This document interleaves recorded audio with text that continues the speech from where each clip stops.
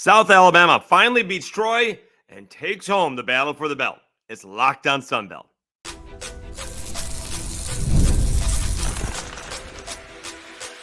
You are Locked On Sunbelt, your daily podcast on the Sunbelt Conference, part of the Locked On Podcast Network, your team every day. All right, welcome back to another edition of Locked On Sunbelt, your team every day. Today's episode brought to you by Game Time.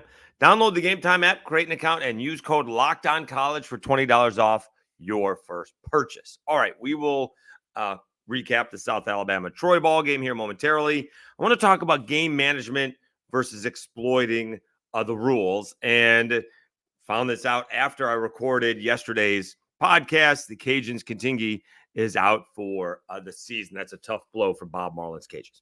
All right, so South Alabama taking on Troy, and this line, can I tell you, was all over the place. Started out as 11, got up to 13.5.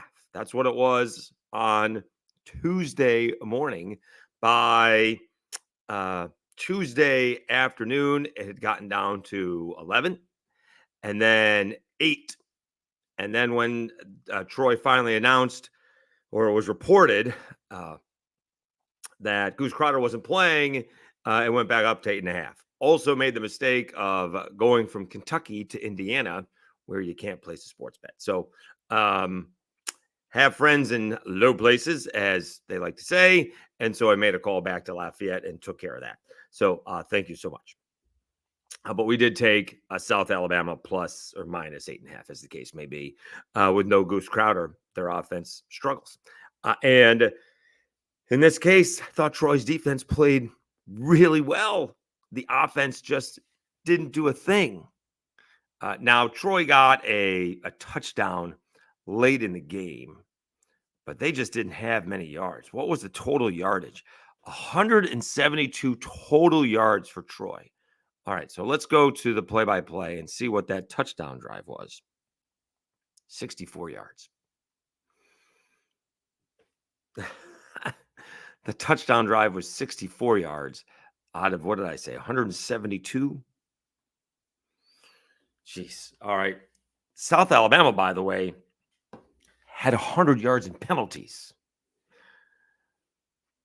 So that's insane. They didn't have any turnovers. Troy did. I have turnovers. And it was Gilcrease who started the ball game and just couldn't get anything going. Not at all. Tucker Gilcrease, 2 of 6, minus 6 yards passing. That's a tough trick to do. Then also had an interception, and a snap went through his hands for a safety. And when you have 8.5, the safety can be big.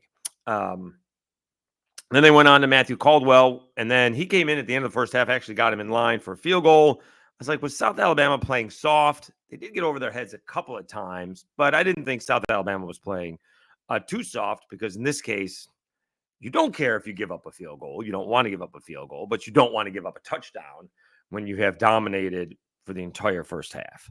And so they did a good job of holding Troy to a touchdown or to a field goal at that point in time. I thought for a second that Jared Parker was going to go for it on like 4th and 8. And he went for it a couple of times on 4th down. He was not kicking long field goals or punting it away. He was going for it. So I kind of like that. But again, you know, people are comparing, well, look at JMU compared to Troy. And we mentioned that, right? Jared Parker went through the assistant route and comes from Notre Dame, and he gets a head coaching job. Whereas Bob Chesney has, you know, coached as a head coach at lower levels, finally getting his shot. And one looks right now much better than the other. Certainly I don't want to say a quarterback change, newish quarterback for JMU, although Alonzo Barnett III was there before. He brought in, be honest, right? Bob Chesney brought in Dylan Morris to win the job, and he didn't. And Barnett III won that job. And so it looks a lot better that Bob Chesney is doing a better job than Jared Parker. But Troy is banged up. I mean, there's excuses and there's reasons. And the reasons are your really good tackle is now your center. And as Steve Adazio said, once you start moving one guy around, now you're shuffling your whole offensive line around. And that is, to me, that is the one unit that absolutely has to work together, right? The wide receivers are all complementing each other. The defensive backs, maybe the linebackers and the defensive linemen are all complementing each other, but one guy messes up on the offensive line and the quarterback goes down, right? That guard doesn't move over. I'm not being specific to Troy. I'm just saying in general, you double team the nose tackle and and then somebody comes inside and someone makes a mistake, and that's usually what happens is a sack or maybe even worse, a turnover. And so Troy's offensive line is banged up. I would say South Alabama's line is banged up as well, but Troy's is banged up, and you're going to a third string quarterback. I don't know how much the season would be different if Goose Crowder was out there, but I thought Troy's defense played pretty well. I think South Alabama only ended up with 318 yards. That doesn't sound like a 25-9 win. 318 yards, and they had what was Gio Lopez's rushing touchdown was 49. So, one big play, which was a fourth down conversion, by the way, still counts. I get it, but South Alabama rushed for 160 yards. Again, 50 that almost was on one play. So they averaged 4 yards a carry. But should we get the calculator out? I left my phone. But if you take the one play away, they rushed for 160 yards minus 49. What's going on here? 160 minus 49.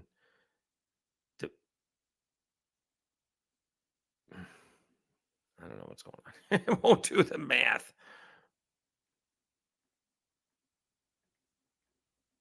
Equals divided by 39, if I knew how to use a calculator, is 2.84 yards per carry. So South Alabama's rushing average was 4 because that one carry, and it was a big one, was a touchdown.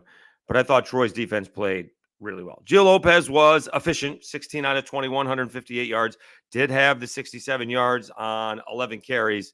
But again, more field goals for South Alabama. Could not finish.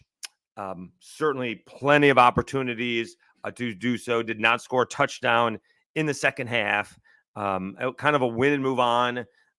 Again, Gio Lopez was efficient. Did enough running the football, enough passing the football. I'm still trying to figure out. There doesn't seem to be any rhyme or reason to the South Alabama offense. We're going to run it and we're going to throw it deep. Is that like layups and 3-pointers? You would think you'd have, and they did throw it deep a couple of times, and great touchdown catch in the end zone. I'm not sure how deep that was, but good throw to the corner of the end zone and a nice catch, amazing catch actually. But I'm just not sure. Doesn't seem to be in a much of a intermediate game, right? We're not throwing it to the tight ends, and when we do throw it to the running backs, there's swing passes, or they're down the line. How about go forward? So, still not understanding about that. It's a nice win, certainly for South Alabama. Huge win. Have not won the belts. What would we say since 2017? So it has been a minute. It's already on Wikipedia that they did win it last night, but they had not won against Troy since 2017, and they had not won in Mobile since 2014. So that is a big deal. All right, that is a huge win for Major Applewhite in South Alabama, no doubt about it. They're banged up along their offensive line as well, but certainly did enough to win the ball game. Again, you guys know I'm not a big believer in a full 60-minute game when the other team is trying as well, and I thought Troy's defense did put forth a really good effort for most of the ball game, but the offense is just lacking. South Alabama does improve to 3-4. And their schedule is going to get tough. They need to win 3 of the last 5 ball games. That's Monroe at home. They get Georgia Southern at home. They're at the Cajuns. They're at Southern Miss. And they're home against Texas State. So they have a bunch of home games left, including this one against Troy. So that's 4 out of the 6 are at home. Are they going to be favored against Monroe at home? We'll see. Georgia Southern at home. They won't be favored against the Cajuns on the road. They may be favored against Southern Miss on the road. And we doubt they'll be favored against Texas State. But that ball game could loom large in terms of who wins the Sun Belt West. It may not be South Alabama, but as they say, South Alabama could have a big say on who wins the Sun Belt West when they host Texas State at the end of the season. All right, let's take a timeout. I do want to talk about game management versus exploiting the rules. This has never been done before in terms of what Dan Lanning did with Oregon. I have my own theory on that. And I do have one rule that I would like to exploit. We'll talk about that right after we come back and I tell you about Game Time.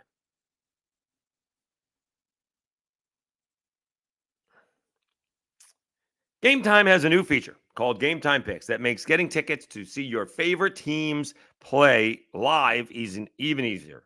Game Time Picks filters out the fluff to show you only incredible deals on great seats so you don't have to waste time searching through thousands of tickets.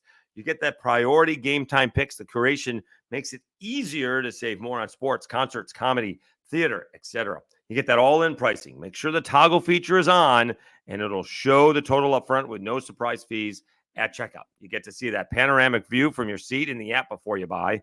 And we give you Game Time gives you the lowest price guarantee, or Game Time will credit you 110% of the difference. And buy now, you get that Game Time ticket coverage. Your purchase is covered with the most flexible customer service policy in the ticketing industry. Take the guesswork out of buying tickets with Game Time Picks. Download the Game Time app, create an account, use code LOCKEDONCollege for $20 off your first purchase. Terms apply. Again, create an account and redeem code LOCKEDONCOLLEGE for $20 off. Download Game Time today. What time is it? It's game time.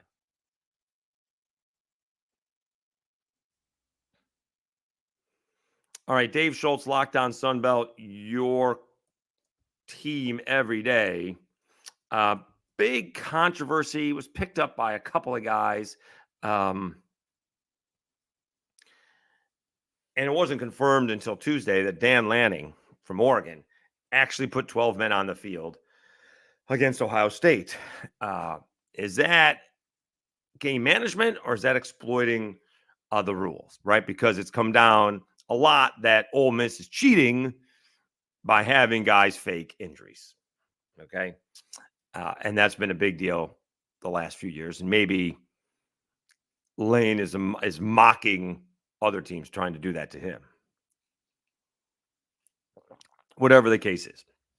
So Lanning, if you didn't see it, right at the end of the ball game, after a timeout, he snuck a 12th man onto the field and on 3rd and 20, so he wouldn't give up a big play, and he gave Ohio State five yards. But it took off 4 seconds. There were only 10 seconds left to go in the game. So then after that, then he took off the 12th man. Will Howard slid when he shouldn't have, or slid too late. And we all know how it went. Okay. So I don't know, to be honest with you, if I have a problem with that. I think that's the rule. We're taking the penalty. I think there was somebody, I can't remember what game it was. Someone allowed a team to get a first down. They gave up the first down. They jumped off sides, in fact. They jumped off sides to give that team a first down. So we weren't wasting it on 2nd and or 3rd down. We're going to give you a first down now, and we'll skip 3rd down in case you don't get it on 2nd. And I think the team who jumped off sides won the game. I don't have a problem with what Dan Lanning does. I don't think that is cheating. Those are the rules. We know what the rules are. I took time off the clock. We give you the 5 yards. That's it. Excuse me. When you go down thinking injury, then you're trying to stop the other team from playing football. This is my know the rules type situation. And this really only comes down at the end of the half, not so much at the end of the ball game. It could come down at the end of the ball game, but more so at the end of the half. And you're already in field goal range. Maybe they have a timeout or two. Probably not. Because I wouldn't worry about the time winding down. But if, say, I'm at the 15, and it's first down and 10, and there's 15 seconds left to go. And I have a couple of plays. You know what I'm doing? If I'm the defensive coordinator, I am tackling the wide receivers off the line of scrimmage. Nobody's catching the football. You want to kick a field goal? You want to attempt a field goal? Go at it.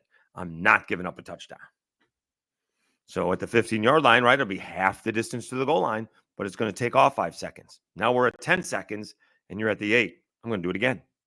I'm going to tackle all the wide receivers. No one is going to get no one's going to get the ball. Now you got to have somebody to tackle the quarterback if he runs, but if the defensive backs tackle the wide receivers, that's what I'm going to do. You do it again, say it's another 5 seconds. Now we're down to 5 seconds, but we're down at the 4. Now, are you going to risk not getting any, what if we happen to play defense? Are you going to risk, not getting any points, or are you just going to kick that field goal? I'll give you the 3 points, but I'm not giving up the touchdown. That is the difference between a spot foul and, college football. You got to know the rules. And Dan Lanning knows the rules. He said he worked on it. I don't have a problem with it. I'm going to exploit the rules when I can exploit the rules. That's a you problem if you don't understand all the rules, right? Belichick exploited the rules against John Harbaugh back in the day. John Harbaugh didn't like it. Too bad. Lined up in some funky formation where an offensive lineman was split out wide, but not eligible to catch the football. So it looked like he was, but he really wasn't. And Harbaugh threw a conniption. I think that's when Edelman hit Amendola down the sidelines, or the other way around. And that may have been the Patriots going on to lose a Super Bowl to the Giants. They may have lost that Super Bowl. Nonetheless, that's when Harbaugh went nuts. That's one guy knowing the rules and the other guy not. I don't have a problem with that. I don't have a problem with Dan Lanning this. I do have a problem with faking injuries. I don't think that's exploiting the rules. Is exploiting the rules and taking advantage of the rules the same thing? That seems like this is the same thing. I think faking an injury to me is cheating. If you go down with an injury, there's an easy way to change that. If you go down with an injury, that's the thing. If you go down with an injury, can't come back on until they punt the ball. That's it. That could be, you want to go down with an injury at the 50 and you're a pass rusher, you go out one play, come back, can't do it. You got to stay off. You got to stay off for that possession. It's an easy way to fix it. We'll see how many guys go down. Right? And if it doesn't change, if you go down with an injury, you got to stay out the quarter. Now that they probably won't do that at all, but that could even be a little bit harsh. But it's one of those things you just can't be lining up and all of a sudden you go down. I think Troy actually did that. They had too many guys on the field. And so one of the defensive linemen just went down to come off the field. So that was a problem with that one. So I want to know what you guys think. I don't have a problem with that for pass interference. I'm not going to allow a touchdown, whether it be at the end of the game or certainly at the half. You want to kick that field goal, go ahead. But I'm going to make sure that you can even, and in my case, it may be holding. It may not even be pass interference because the ball hadn't been thrown yet. I may actually come out ahead in that. All right, let's take a timeout. Tough news for the Ragin Cajuns basketball team. Picked 4th in the preseason poll. They lost one of their main starters. We'll talk about that when we come back after I tell you about FanDuel.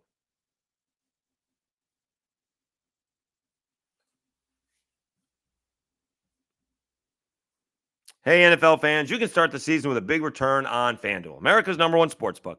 So when you get a hunch in the middle of the game, you can check out the latest stats, view live play-by-play, and so much more on the same page where you place your bets. You'll get started with $200 in bonus bets guaranteed when you place your first $5 bet. That's FanDuel.com. Did win again, took South Alabama minus that 8.5. Again, that line was strange. 11 to 13. It started out at 11, went to 13.5, down to 11, down to 8, and was at 8.5 after they mentioned that Gilcrease was starting for Goose Crowder. So we're off to a good start this week.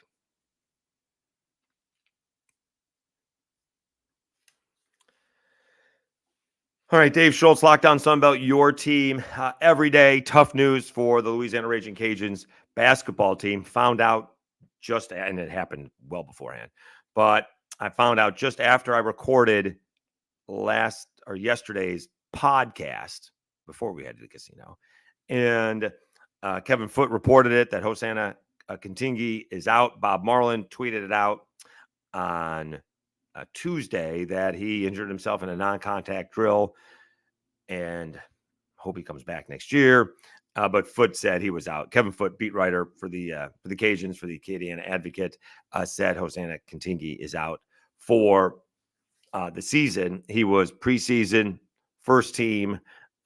He may have been, and absolutely can call me as a homer on this because I'm sure there are other surprises last year in the Sun Belt, but he was one of the bigger surprises. He was supposed to just be there for a little offense and, rebounding, not much. He became one of, the major scorers for the Cajuns. He had a fantastic season for the Cajuns.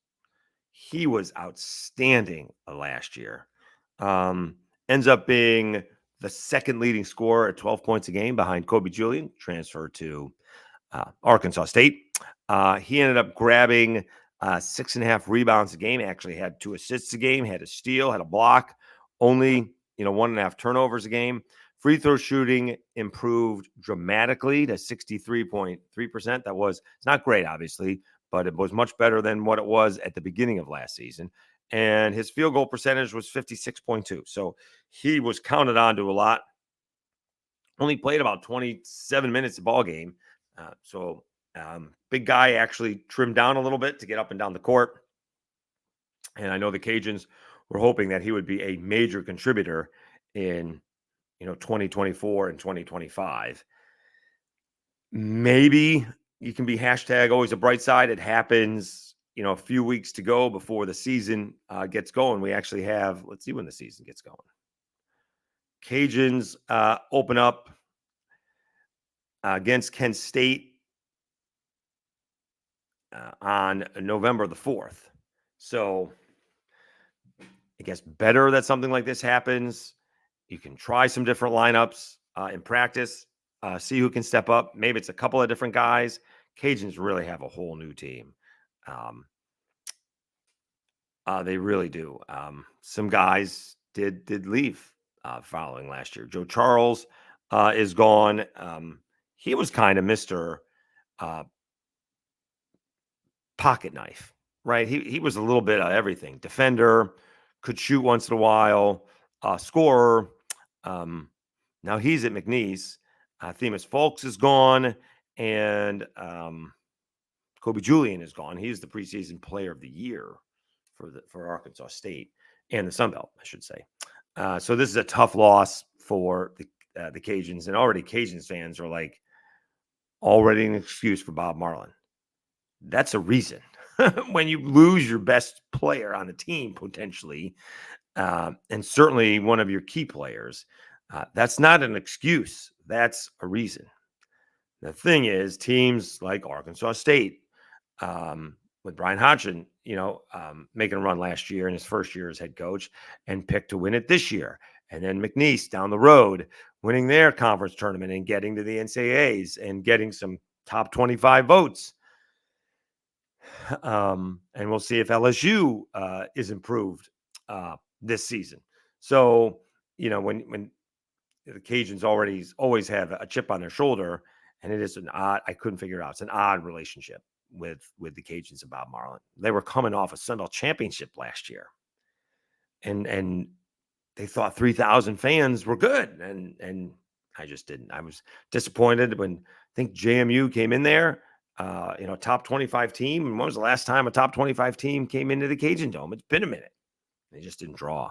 They'll have a big crowd for that McNeese ball game. It's December 22nd. Is that a weeknight? Oh, it's a Sunday afternoon. That's what last year's was. So it's a Sunday afternoon. They're playing. They're probably not playing. Do we have a game time for that yet? I can't imagine we do. Maybe we do. McNeese. No, we don't have a game time. Usually they try to get those games opposite the Saints. Is what they try to do. Last year's game started right after a Saints game in Lake Charles. So, and they had a great crowd for that. I presume they'll have a great crowd for that Cajuns McNeese ball game. And McNeese had a great season, and they're prompted. They're looking like they're going to have another one this year. But tough blow for the Cajuns. Again, hashtag always a bright side. It happened, not during the season. We're kind of doing things on the fly. You have a couple of weeks to prepare. Let's see here. Today's the 16th.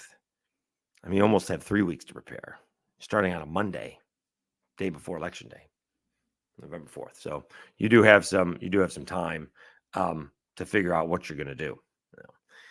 May not be enough time, but at least you're not playing a game, this weekend or something along those lines. So it is what it is. All right. We still got to preview the rest of the action for the Sun Belt. We will probably do a little bit of that on Wednesday. We'll do the early lines for the rest of the conference, and we'll see what other news comes our way. But I do want your comment on, the game management versus exploiting the rules.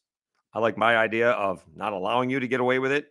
Down at the end of a half, I'm going to make sure I'm going to tackle you and I'll give you up the pass interference and maybe the holding, whatever the case is. I'm not giving you up a touchdown. You go ahead and kick that field goal, or at least attempt a field goal. And Dan Lanning put a 12th guy on the field and admitted it. So, and the Jaguars do finally beat Troy for the battle for the belt. Congratulations to Major Applewhite and South Alabama. All right, the eyes are fading. I don't know what's going on. Thanks so much for tuning in. We're continuing to grow almost 1,560 subscribers. So thank you so much. Having another good week of views. I really do appreciate it. You've been watching and listening to Locked On Sunbelt, your team every day. Have a great Wednesday, everybody, and we'll talk to you again on Thursday.